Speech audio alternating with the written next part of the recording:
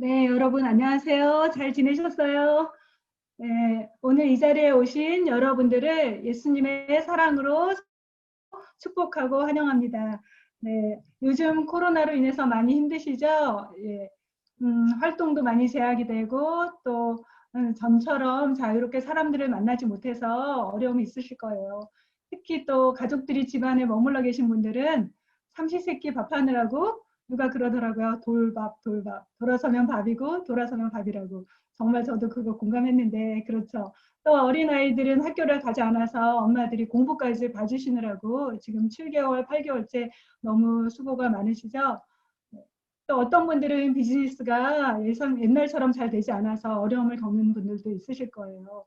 우리가 대단한 것들을 바라지 않는데 그저 먹고 살고 아이를 양육할 수 있는 조금의 여유를 원하는데 생각만큼 쉽지 않은 그런 시간들을 저희가 보내곤 하죠. 우리 그리스도인에게 있어서 물질적인 풍요는 축복일까요? 아니면 저주일까요? 네. 구약에서는 하나님이 주시는 축복과 물질적인 부가 많이 연결이 되고 있어요. 그래서 하나님이 복을 주시면 물질적인 복은 자연스럽게 풍요는 따라갑니다. 그런데 신약에서는 그렇게 축복의 개념을 이야기하지 않아요. 오히려 신약에서는 마음이 가난한 자가 복이 있다라고 말을 하죠. 그리스도인에게 있어서 물질적인 풍요로움은 축복이 될 수도 있지만 또 때로는 우리한테 해로운 독이 될 수도 있어요. 예수님께서 그렇게 말씀하셨죠. 부자 청년이 물질 때문에 고민하고 예수님 떠나가는 것을 보면서 낙타가 바늘귀로 들어간 것처럼 부자가 천국에 들어가기가 어렵다고 말씀하셨어요. 그래서 사실은 이 물질을 잘 사용하면 축복이 될 수도 있지만 물질을 잘 사용하지 못하면 우리의 영혼을 오히려 어렵게 만드는 요소가 될 수 있다는 것을 이야기를 하고 있습니다. 그리스도인에게 물질은 이렇게 참 중립적이지만 때로는 참 위험한 요소가 있는데요. 믿지 않는 사람들에게는 어떨까요? 믿지 않는 사람들에게 물질적인 풍요가 축복일까요? 아니면 오히려 하나님으로부터 멀어지게 하는 독이 될까요? 저주일까요? 네, 오늘은요. 특히 하나님을 믿지 않았던 이방 민족 중에 하나인 모압 족속에 대한 말씀을 살펴보려고 해요. 모압 족속은 이스라엘의 이제 주변 국가들 중에 하나인데요. 그들은 많은 풍요를 누리면서 하나님을 섬기기보다는 우상을 섬겼죠. 그래서 그 삶은 개구리 증후군이라는 말이 많이 알려져 있는데 여러분 그거 아세요? 개구리 우리 그 자녀 양육 세미나 때 많이 얘기하셨죠?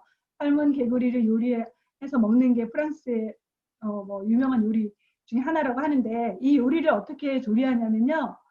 처음부터 개구리한테 뜨거운 물을 부으면 확 튀어나간대요. 그래서 이 개구리를요, 개구리가 가장 좋아하는 온도의 물에 넣고 그다음에 서서히 가열을 한다고 합니다.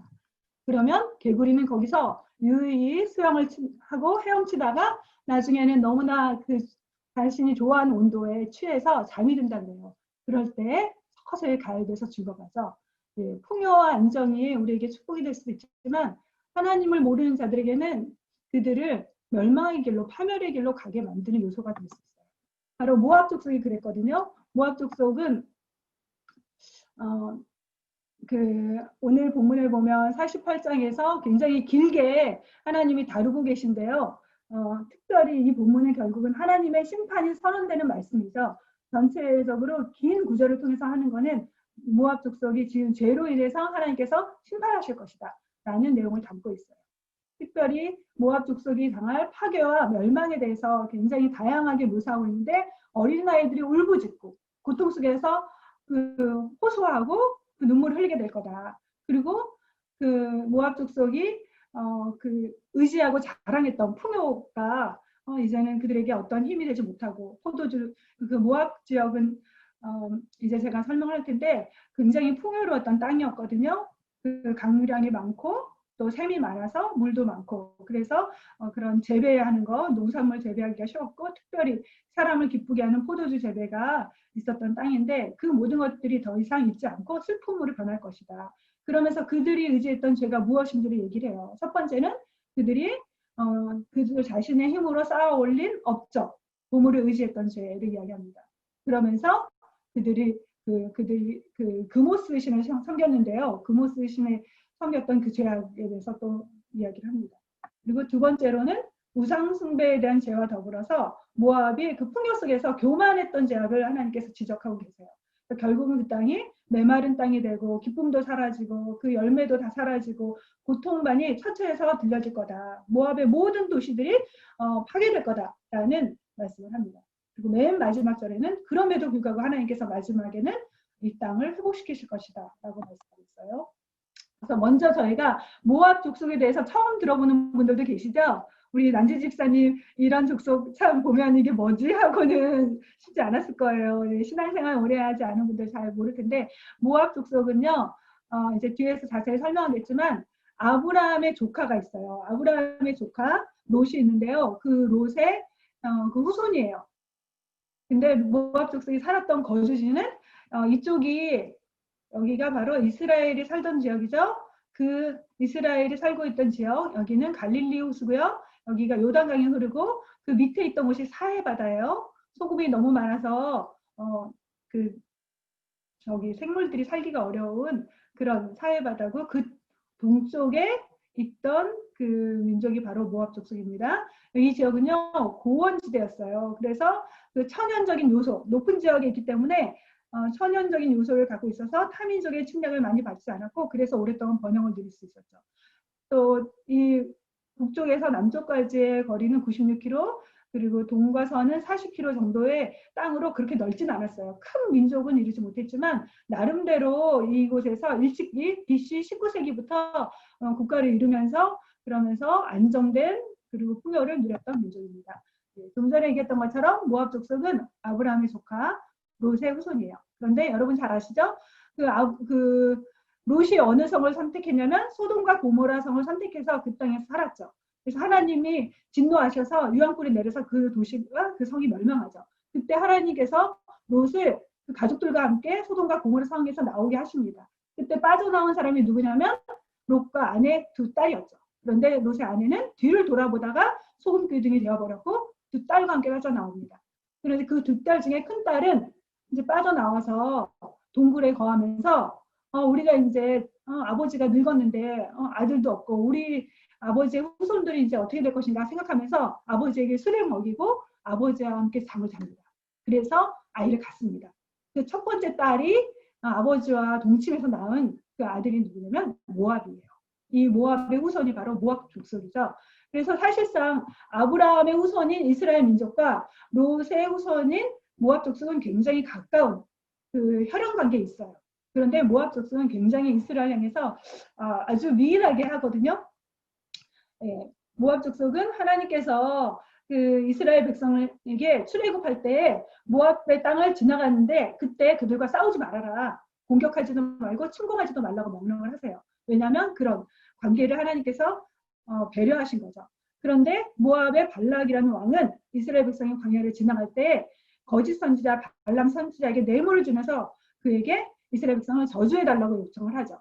그런데 하나님은 그 저주를 바꿔서 이스라엘 백성에게 복을 빌게 하셨습니다. 그리고 또 하나 이 사진은요.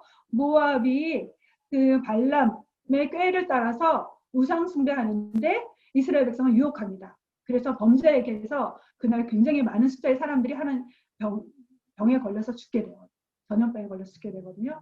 그래서 그 모압의 여인들이 우상 숭배하는 일에 유혹하는데 특히 여자들이 음란한 행위를 통해서 이스라엘 백성을 유혹하게 하고 그러면서 그 우상을 경배하는 일에 이스라엘 백성이 가담합니다. 그래서 이스라엘 백성으로 하여금 하나님의 진노를 받게 했던 그런 일이었죠. 사울왕은 이스라엘의 첫 번째 왕 사울왕은 모압을 정벌해서 이겼고 다윗은 왕이 된 다음에 전국 전쟁에서 승리해서 모압을 첫 번째로 속국으로 만듭니다. 그러다가 이제 모압은 독립을 하게 되는데요. 이 모압 족속의 산업은 크게 이제 목축업과 포도 재배예요. 아까도 얘기한 것 같이 그 모압의 땅은 강수량이 많고 샘이 있어서 포도 재배와 목축업을 발달했고요. 그리고 오늘 말씀에도 나오는데 이곳은 그 높은 고원지대에 있었기 때문에 다른 민족들이 침입하려고 하면은 그 요새 천연 요새 고원지대였기 때문에 그 요새를 이루어서 그 막아낼 수 있었고 그런 지정학적인 위치를 통해서 이 사람들은 그동안 한 번도 전쟁의 포로를 경험하지 않았어요.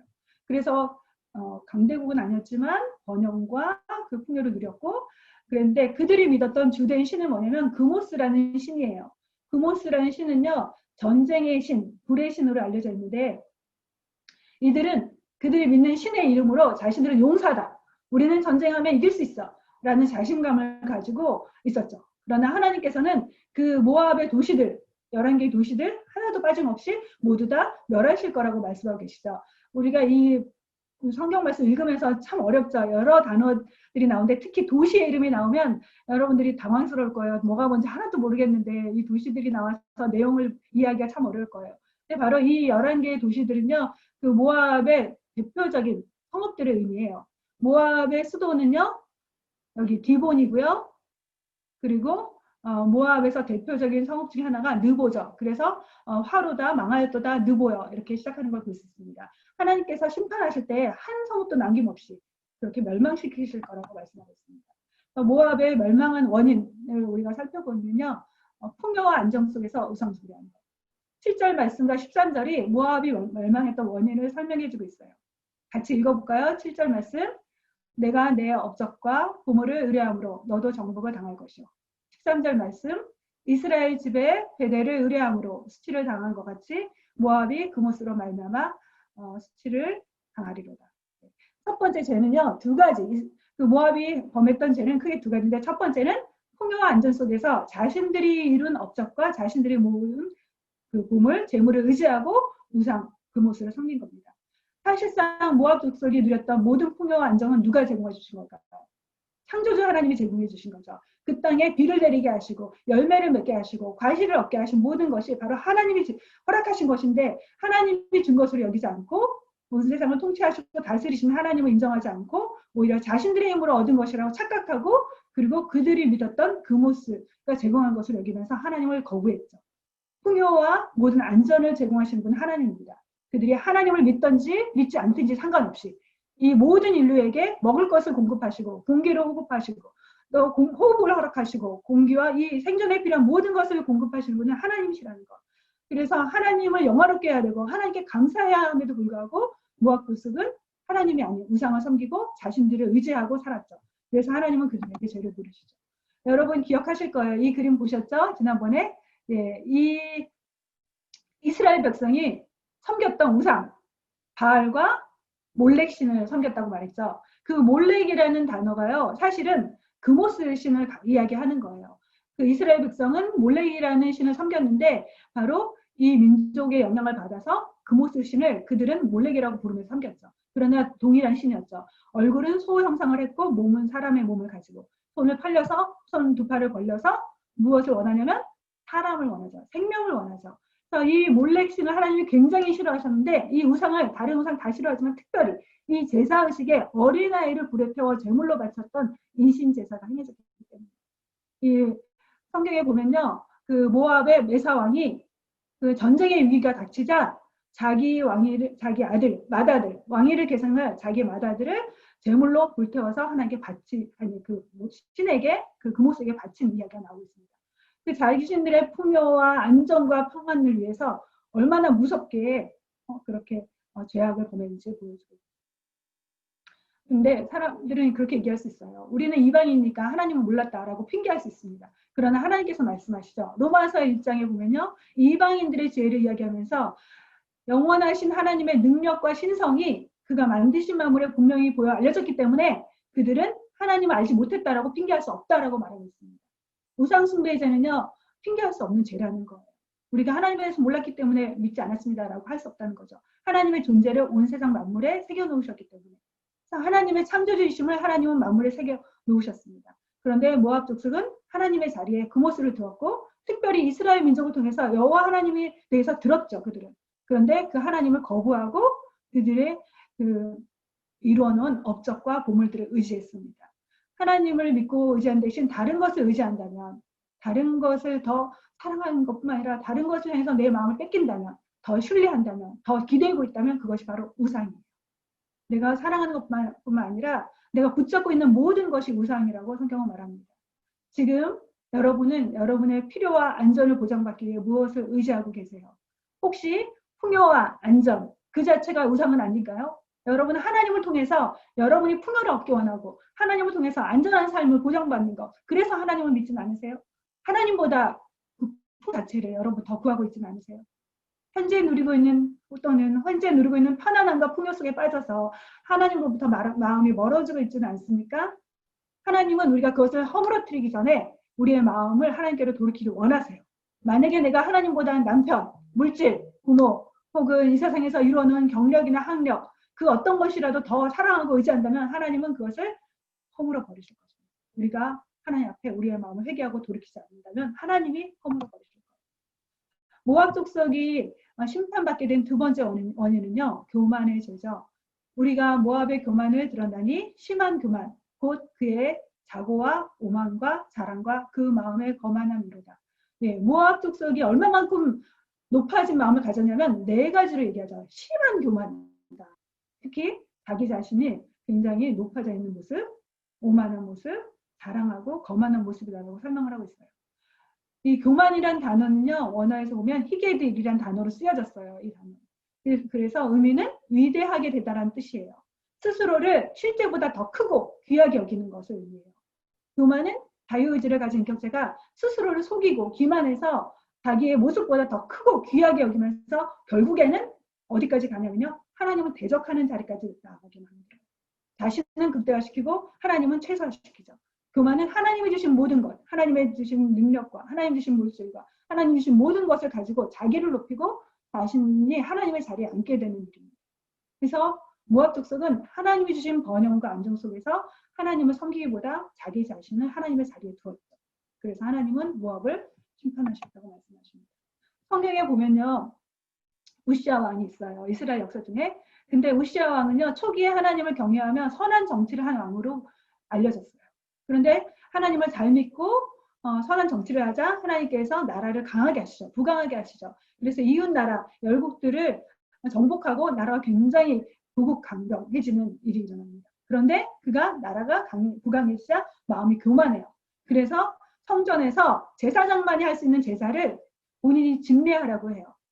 제사장들이 옆에서 막 말리죠.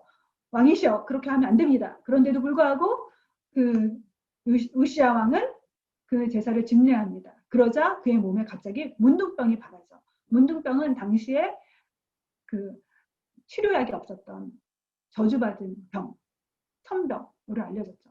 그래서 그 이후로는 그 왕 위에 있지 못하고 별궁에 있다가 아주 쓸쓸하고 비참하게 죽어갑니다. 또 성경에 보면요, 우리가 잘 아는 그 이스라엘 역사에 있어서 선한 왕 중에 한 사람 누구죠? 네, 히스기야 왕이 있죠. 히스기야는 기도의 왕으로 유명합니다. 그런데요, 히스기야 왕이 결정적인 실수를 범하죠. 그게 바로 교만해집니다. 히스기야 왕이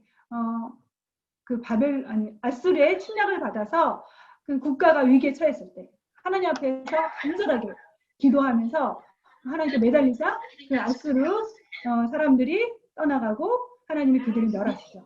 또 그 이후에는 병이 들어요. 그래서 하나님 앞에 그가 간절하게 기도를 하죠. 히스기야 왕이 기도해서 하나님께서는 그의 병을 낫게 하십니다. 그래서 15년을 더 살게 하시죠. 그런데 그가 병이 나은 후에 어떤 일을 하냐면요. 바벨론의 사절단이 찾아와서 유문합니다. 그때만 해도 바벨론은 아주 큰 나라가 아니었어요. 그때만 해도 이제 막 신흥하는 세력이었거든요. 그런데 저 멀리에 있는 바벨론의 사절단이 와서 막 그 편지와 예물을 가지고 와서 위로하자 그가 마음이 교만해져서 국가의 모든 보물 창고를 열어서 그 모든 좋은 것들을 다 보여줍니다. 그런데 결국 그 이후에 이 모든 보물은 바벨론에 모두 다 가져가게 되죠. 이스라엘이 공격을 받아서 이후에는 나라가 멸망하고 이 모든 히스기야가 보여줬던 보물이 바벨론 나라로 옮겨지게 되죠. 그래서 히스기야 왕의 결정적인 범죄, 교만함 때문에 그가 나라를 위기에 처했던 걸 보여줍니다. 하나님이 성경에서 가장 증오하시는 죄가 무엇이냐면요. 잘 아시죠? 교만의 죄예요. 우리 같이 두 성경 구절 읽어보도록 하겠습니다. 시작. 교만은 패망의 선봉이요 거만한 마음은 넘어짐의 앞잡이니라.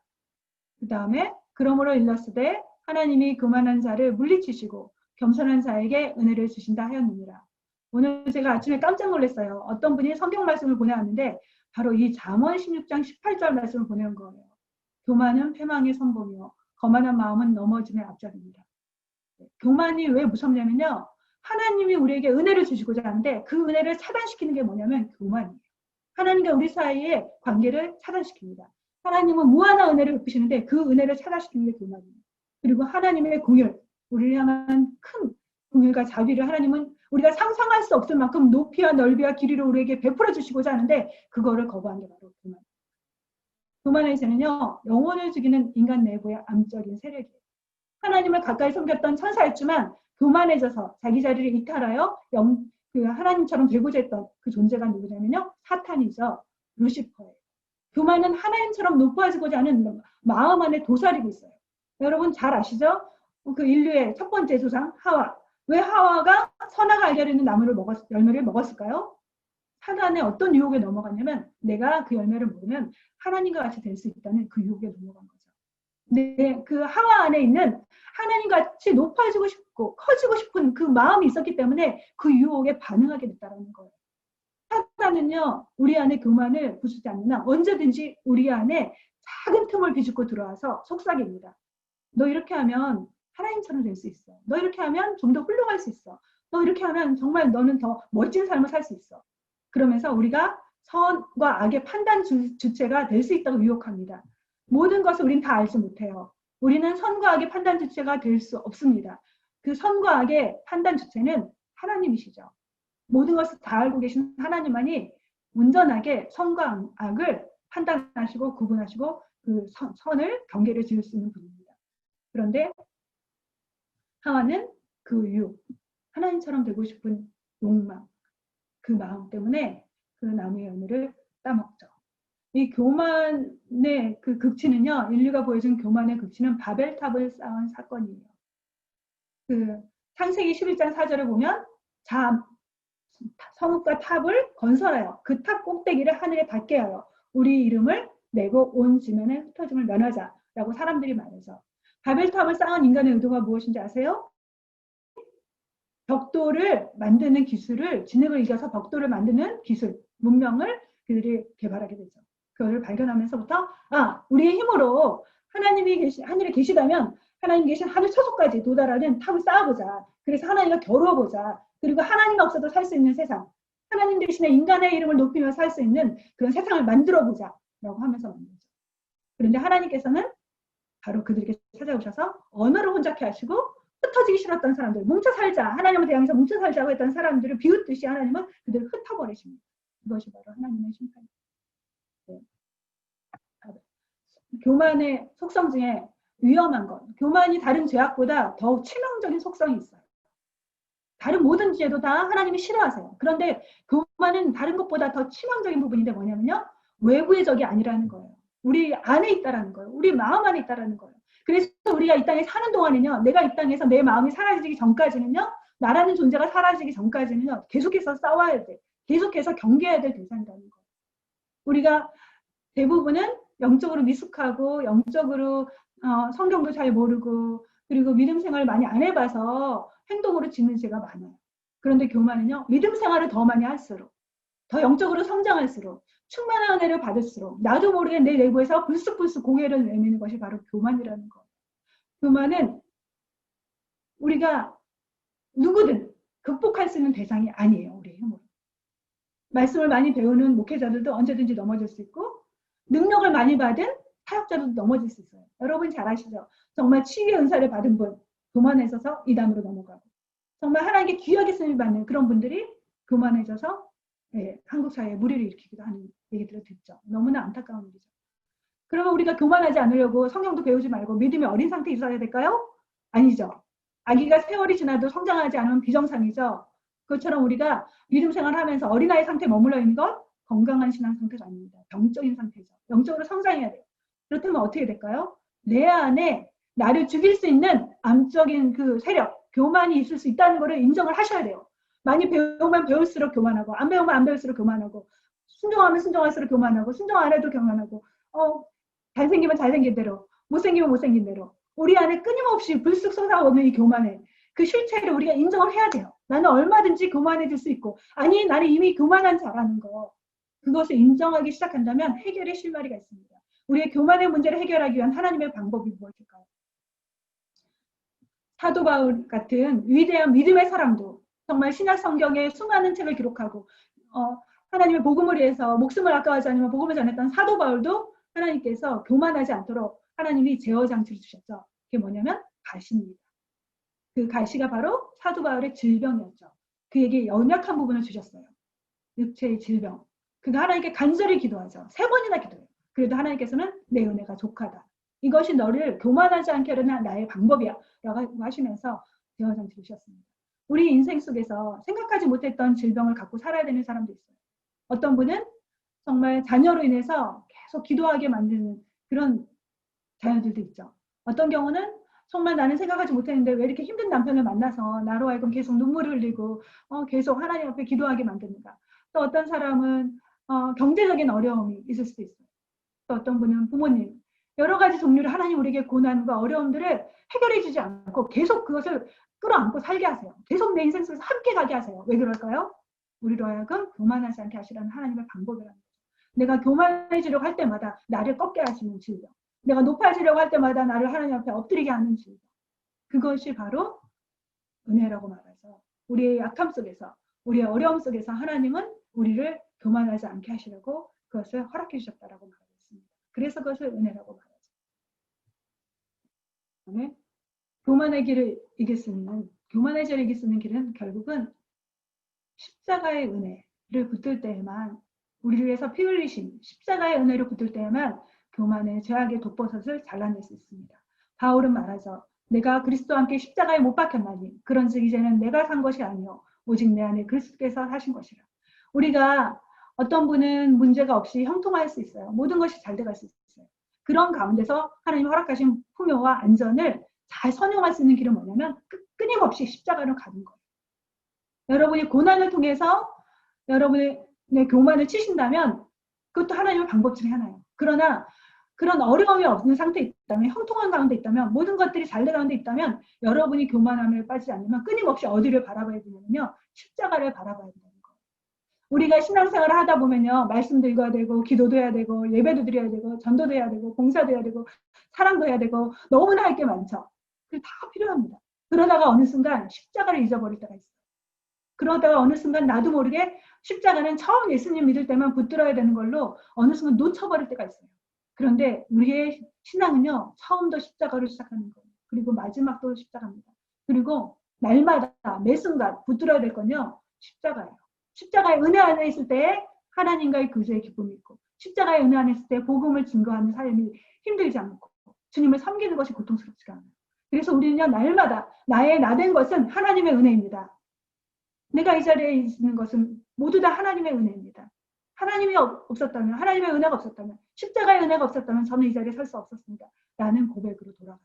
그래서 바울은 말하죠. 그가 이루었던 세상적인 많은 것들, 영적인 많은 업적들, 교회를 세우고, 유럽에 세우고, 아시아에 세우고, 정말 로마의 교회까지 그렇게 영향력을 끼쳤지만 그는 말해요. 나는 이 세상에서 자랑할 거 아무것도 없습니다. 오직 십자가만 자랑하겠습니다. 우리가 십자가로 돌아갈 때 우리는 교만하지 않을 수 있습니다. 네, 마지막 세 번째 오늘의 중심 내용 중에 하나는요. 하나님께서 이스라엘 백성에 대한 심판과 회복을 다루신 후에 46장부터는 이스라엘의 주변 열방에 대한 예언을 다루고 있어요. 애굽이나 블레셋이나 에돔이나 암몬. 지금 여러분 그런 큐티하고 계시죠? 그 심판에 대해서 말씀하시는데 그 중에 오늘 모압에 대한 심판 세 번째 예언을 하고 있죠. 모압에 관한 것이라. 만군의 여호와 이스라엘의 하나님이 이와 같이 이르시되. 이 만군의 여호와라는 단어가 무슨 뜻인지 아세요? 전능자 하나님 여호와. Almighty. 전능하신 하나님. 우리가 하나님을 믿다 보면요. 그런 생각할 수 있어요. 하나님은 나의 하나님이라고 생각할 수 있어요. 하나님은 이스라엘의 하나님이라고만 생각할 수 있어요. 하나님은 이스라엘만을 사랑하시고 이스라엘만을 선택하시고 이스라엘을 특별히 빠르게 그들을 정말 보호하신 분이구나 라고 생각할 수 있어요. 맞습니다. 하나님이 이스라엘을 사랑하십니다. 그들을 선택하셨어요. 그들의 기도를 들어주시고 그들과 함께 하시는 하나님 맞습니다. 그러나요. 우리가 기억해야 돼요. 하나님은 이스라엘의 하나님이지만 그 이상의 하나님이라는 것. 하나님은 온 세상을 창조하시고 통치하시고 다스리시는 하나님이라는 것. 이스라엘 민족을 둘러싼 주변 국가들의 예언을 통해서 하나님 말씀하신 건요. 하나님은 온 세상의 통치자, 주권자라는 것을 보여주고 있다는 것이죠. 하나님은 이스라엘 백성의 흥망성쇠를 주관하시면서 동시에 세계 역사를 주관하시는 분이시라는 거예요. 역사의 수레바퀴를 운행하시는 분이 누구냐면 여호와 하나님이라는 거죠. 이스라엘 주변 국가에 대한 심판은 바로 그것을 보여줍니다. 모든 나라와 민족을 흥하게도 하시고 쇠하게도 하시는 분이 바로 하나님입니다. 우리는 그 하나님을 믿고 있습니다. 그 크신 하나님, 나의 하나님, 그 이상의 하나님. 기독교와 다른 종의 차이는 무엇일까요? 바로 제가 늘 우리 큐티에 있는 엄마들은 귀에 닳도록 얘기했죠. 기독교는 역사를 포함하고 있다는 거예요. 다른 모든 종교에는 역사가 없습니다. 기독교에는 역사를 담고 있어요. 하나님은 역사에 개입하시고 역사를 주관하시고 역사의 중심이 되십니다. 나라를 세우기도 하시고 나라를 폐하기도 하시고 나라를 흥하기도 하시고 멸망시키기도 하시는 하나님. 그 다니엘서, 저는 다니엘서를 참 좋아하는데 다니엘의 믿음도 좋지만 세계를 다스리신 하나님. 그 하나님을 생각하면 가슴이 너무 뛰어요. 내가 믿는 하나님, 우리가 믿는 하나님, 우리 교회 안에만 계신 하나님이 아니라 교회 밖에도 계시고 하나님 믿지 않는 자들도 하나님 통치하시고 지금도 하나님은 이 코로나 바이러스를 통해서도 하나님의 일을 이루어 가시는 그 하나님이라는 거. 이 모든 것들은 하나님의 주권과 통치 안에 있다는 거. 그거를 기억하게 한 게 바로 다니엘서거든요. 예, 특별히 다니엘서에 나오는 많은 예언들이 바로 하나님이 온 세상을 통치하시는 유일한 참 신이심을 보여준다는 거예요. 바벨론 왕국의 멸망과 페르시아 왕국의 등장, 로마에 대한 예언도 다 담고 있어요. 하나님은 다니엘에게 꿈과 환상을 주셔서 미래에 일어날 모든 일들을 미리 말씀해 주셨어요. 성경은 수많은 예언을 담고 있습니다. 그리고 하나님은 그 예언을 하시면서 자신의 일을 거십니다. 만군의 주 여호와, 여호와의 이름으로 말씀한다라고 하시죠. 여러분 이 성경을 그 예레미야서 를 열심히 하신 분들은 알 거예요. 여호와께서 말씀하신다. 여호와께서 말씀하신다. 누가 말하는가? 누가 말한 말씀인가? 라는 것을 하나님이 계속해서 자신의 이름으로 말씀하셨기 때문에 자신의 이름으로 그것을 성취하겠다라는 것을 하나님이 선언하시는 거죠. 하나님은 그 역사를 통해서 하나님만이 온 세상을 통치하시는 주권자인 것을 증명하고 계십니다. 다른 어떤 종교 경전에도 예언이나 역사가 포함되지 않아요. 성경에만 역사가 있습니다. 이스라엘의 역사를 통해 나타난 하나님, 그리고 그 주변의 나라들을 예언하신 그대로 이루어가신 하나님. 모압 족속은요, 하나님이 다시는 나라를 이루지 못하고 멸망할 거다 말했는데 과연 BC 582년에 바벨론에 의해서 멸망을 당하고 말아요. 그리고 더 이상 나라가 세워지지 못하죠. 나라가 없는 민족으로 역사 속에서 사라지게 됩니다. 우리가 하나님을 기억할 때 기억하세요. 나의 하나님, 나의 기도를 들으시고 내가 부르실 때 하나님께서 응답하시고 나의 삶 가운데 개입하시고 내가 도움을 구할 때 정말 기적 같은 일들을 통해서 나와 동행하신 하나님 보여주지만 그 하나님 그 이상의 하나님이라는 거예요. 하나님은 내가 알고 있는 그 경험한 하나님 그 이상의 하나님을 기억하셔요. 하나님은 전능하시고 그리고 전지하시고 하나님은 무소부재하시고 어느 곳이나 계시며 온 우주를 품고 계시고 아니 이 우주보다 더 큰 은하계 그 지구가 있는 그 은하계 밀키웨이 그거 2조 개의 그 은하계를 창조하신 하나님 그래서 다스리시는 하나님이시라는 거. 하나님 성경에서 말하고 있죠. 우주의 창조주 하나님이시라고. 주께서 옷을 입은 같이 빛을 창조하셨고 하늘을 휘장같이 치시면서 하늘 이 은하계를 커튼처럼 쫙 펼치셨다라는 표현이 나와요.